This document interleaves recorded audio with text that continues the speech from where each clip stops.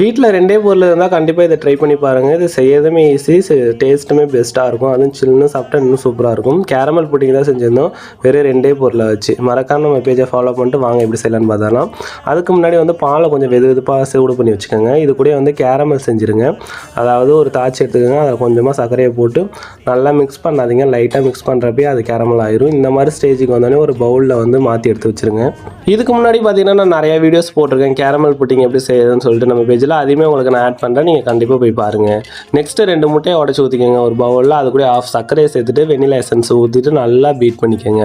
அதாவது சர்க்கரை கரையிறது வரைக்கும். இப்போலாம் பார்த்தீங்கன்னா சிலிண்டர் வந்து கிடைக்கிறதே ரொம்ப ரேராக இருக்குது. கண்டிப்பாக வந்து இதை கொஞ்சம் பார்த்து செஞ்சு பாருங்கள். ஏன்னா சிலிண்டர் கொஞ்சம் ரொம்பவே தீரும். ஏன்னா இது வந்து பேக் ஆகிறதுக்கே வந்து பார்த்திங்கன்னா ஒரு 30 மினிட்ஸ்க்கு மேலே ஆகும்.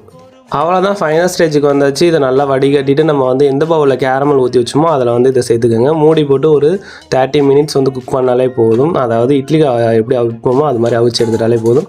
சூப்பராக கேரமல் புட்டிங் ரெடி ஆயிரும். கண்டிப்பாக ட்ரை பண்ணி கண்டிப்பாக சில்லுன்னு சாப்பிட்டு பாருங்கள். இதோட டேஸ்ட் வேறு லெவலில் இருக்கும். மறக்காமல் நம்ம பேஜை ஃபாலோ பண்ணிக்கோங்க.